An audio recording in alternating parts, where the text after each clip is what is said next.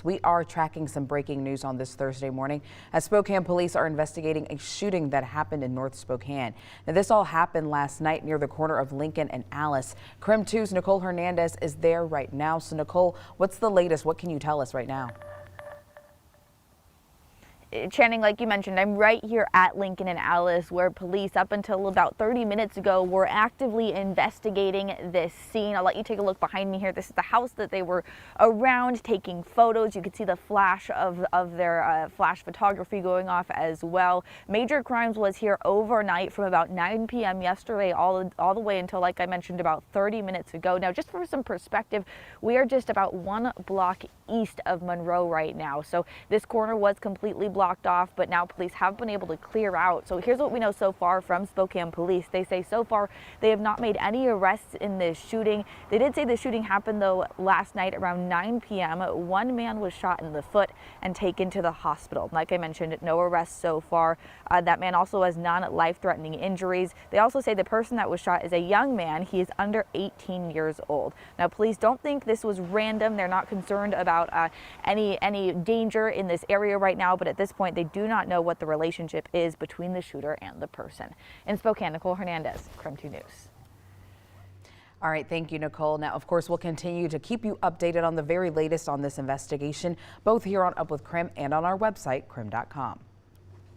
Well, the time is now just before 6:02. Let's get a look at the forecast with meteorologist Thomas Patrick. Because Thomas, even though it was a little bit cooler yesterday than it happened the rest of the week, it was still really nice out. Yeah, a little bit of sunshine certainly goes a long way, especially when the temperatures aren't quite as warm as they were recently. And that'll still be the case for today, but now our low temperatures have followed suit. So that's what feels different as you step outside. We are now below the freezing mark in Spokane. As you're taking a live look at Coeur d'Alene in the background there, bit of sunshine going to be coming through, especially right away. So that will help us out during the morning hours. But before sunrise for the next hours, it's just going to be pretty cold out there. Mostly clear skies across the inland northwest, just a little bit of some light snow showers over the mountains, especially the west slopes of the Cascades. You can see that over the Blue Mountains as well, and maybe just a little bit near, say, the Silver Valley near Lookout Pass, but otherwise just mostly clear conditions as we look at Doppler radar. There are those current temperatures. There are a few spots that are below freezing, including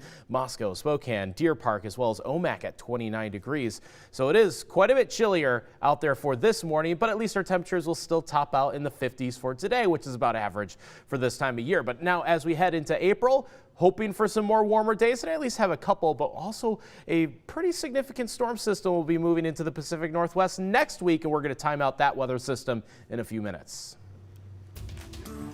Spokane County deputies are searching for a suspect after a shooting at a Spokane Valley motel that left a woman in critical condition. Now, this shooting happened at the Red Top Motel early yesterday afternoon. Detectives shut down Trent Avenue for more than 5 hours. Witnesses told police the shooter shot at 2 people. First responders took one woman to the hospital where she remains in critical condition. The other person was not hurt. And there's no general danger to the public this time. We believe that, at least preliminarily, that this is not an indiscriminate shooting. A motel guest told us that she heard the gunshots, but thought that the noise was actually coming from construction crews. Detectives are asking anyone with information to call Crime Check right away. I feel so proud of the group that has come together around this to make this happen.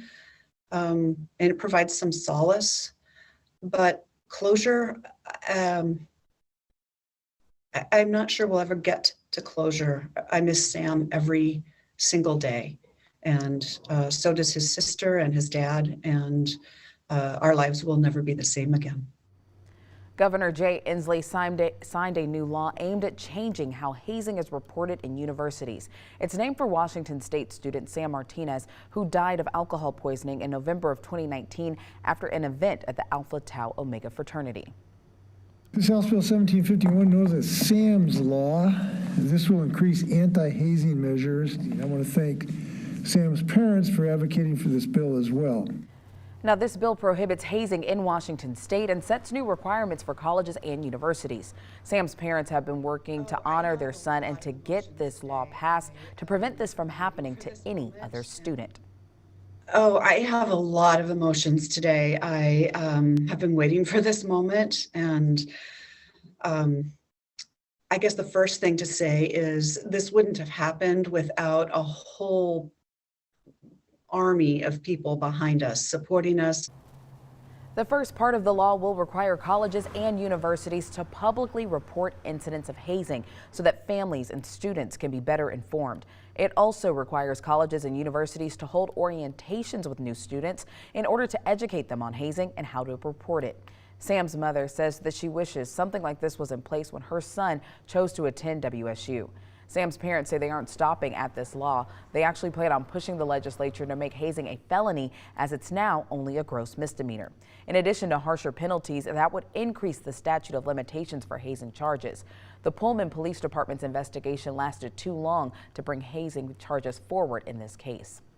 So here's a little bit of background information on Sam Martinez and the events that led up to the passing of this new law. Sam Martinez was found dead on November 12th of 2019 after an event at the Alpha Tau Omega fraternity.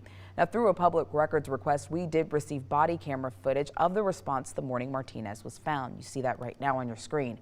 Now, due to difficulties with witness interviews and even problems getting into Martinez's phone, the Pullman Police Department's investigation lasted too long to charge anyone with hazing.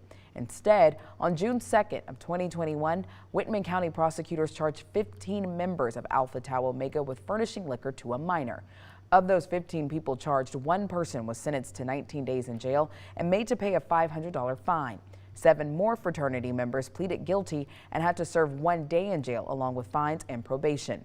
The other 7 had their cases continued, and if they meet conditions put forward by the state, those cases will be dropped next month. 6:07 on the dot now. Time for your morning rush. More news in less time. The BA.2 subvariant of Omicron is now the dominant COVID strain in the country and here in Washington. This strain makes up 51% of cases in Washington and 55% nationally. State health officials say they are watching it spread in Europe and Asia as well. However, both case counts and hospitalizations continue to decline in Washington. However, officials still say to keep your mask handy.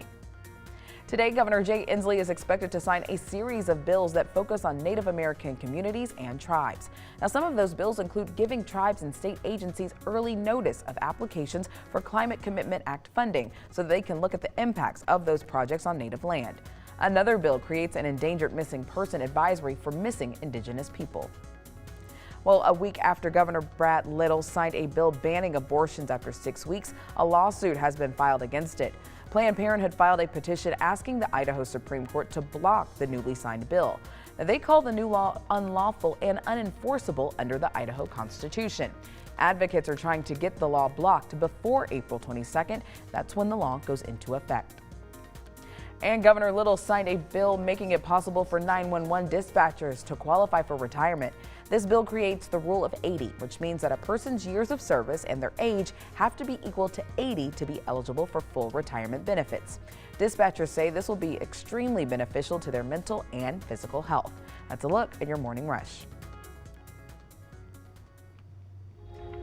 The Spokane County Sheriff is pushing back after county commissioners approved a $1 million settlement to the family of a man killed by a deputy almost 3 years ago.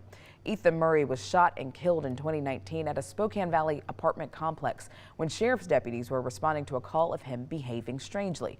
A responding deputy claimed that Murray pulled out what he believed to be a knife, but it turned out to be a pair of sunglasses.